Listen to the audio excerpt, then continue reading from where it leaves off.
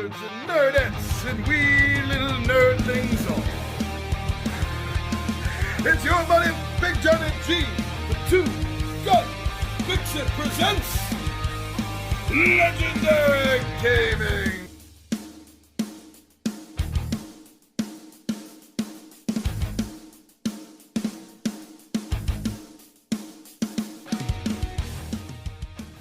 We're here with another Tabletop Takeout Tuesday. How's everyone doing? Huh? Did you see that? Oh, we got rid of that. But that is a recurring problem because he's going to be back. He's always back. And he doesn't even need to be put back. He just comes back. Unlike the topic of today's episode. Now, what do I do here with Tabletop Takeout Tuesdays? I give you bullet points, reasons why I like or love a particular game and what it is about getting it down to the table that excites me about it. Anyway, we do a video here every day of the week. I think most of you know that by now. We have thousands of videos in our file, so please go take a look. I'm sure you'll find something you're going to enjoy. But for right now, why don't you join me down the table and I'm going to tell you what I enjoy and why I like playing Reanimator.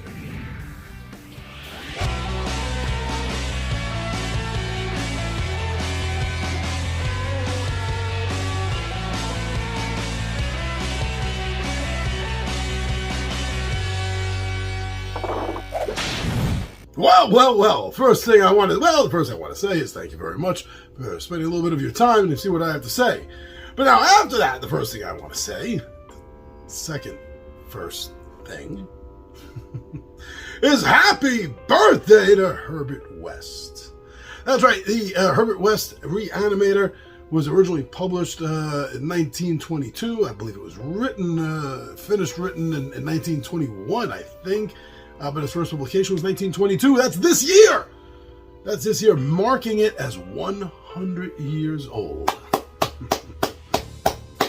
Happy birthday indeed to Herbert West Reanimator. So that is the origin, that is the seed of where this comes from. This game is based on a fantastic story 100 years old, turned into a board game, which I think succeeds. But now let's see why I think that. I really like the fact that this game is you're following in the footsteps of the narrator of the original short story. You are working for Herbert West, helping him with his vision, helping him attain the science of reanimation. And by doing so, just like the story, and to a lesser degree, the 80s horror movie, it causes a lot of chaos. And everything about the story and what happens in the game sync up really wonderfully, I think. And that's something that has attracted me to the game. Now, some of my regular viewers may have heard this before. You may be aware of this little tidbit of information about me, but I absolutely love 3D components in a board game. And this doesn't shy away from that.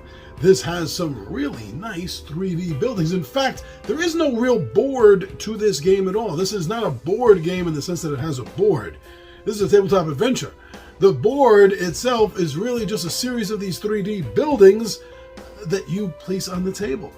And these become the locations that you are going to go to acquire certain things that you need in order to help bring Herbert West's vision to reality. And it really does. It pops. When you have things like this on the table, it visually pops. It grabs your eye's attention so much.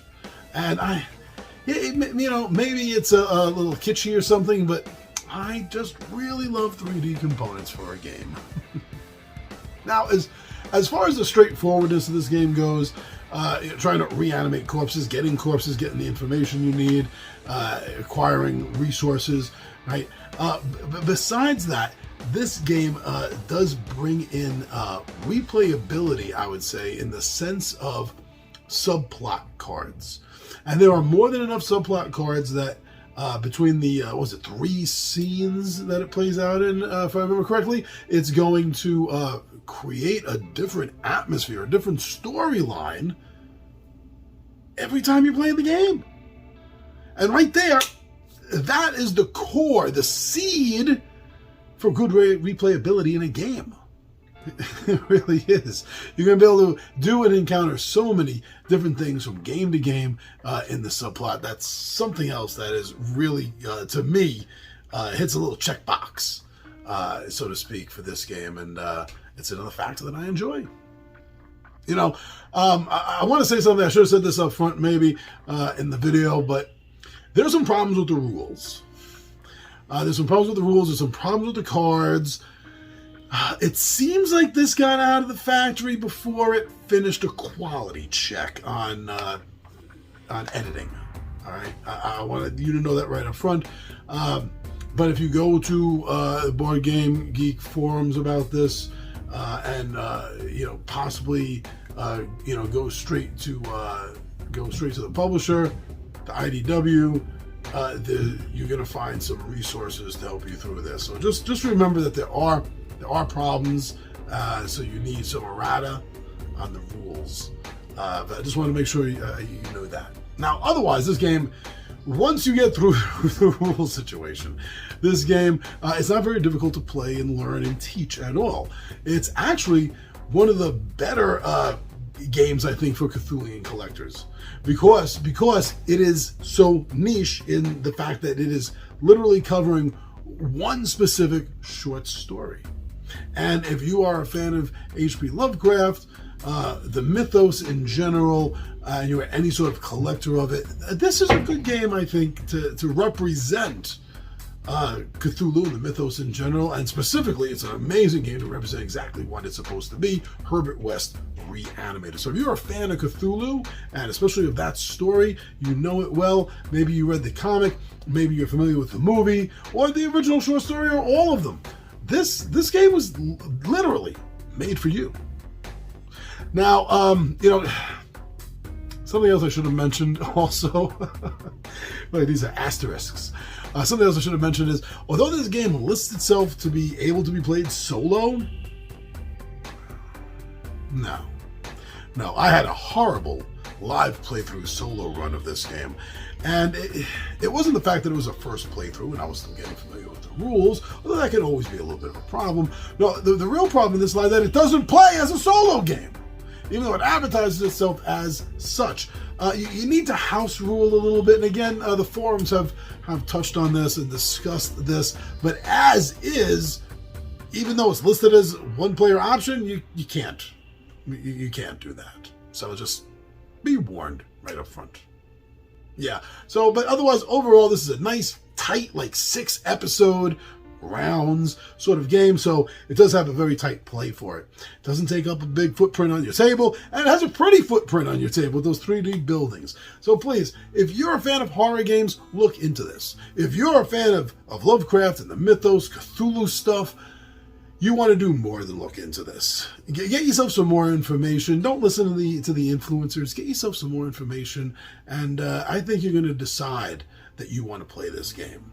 Whether you want to buy it or not is another option. But I think if you fit all those criteria, this game is something you're going to want to play. Just don't play it solo. So, yeah, go check out Reanimator.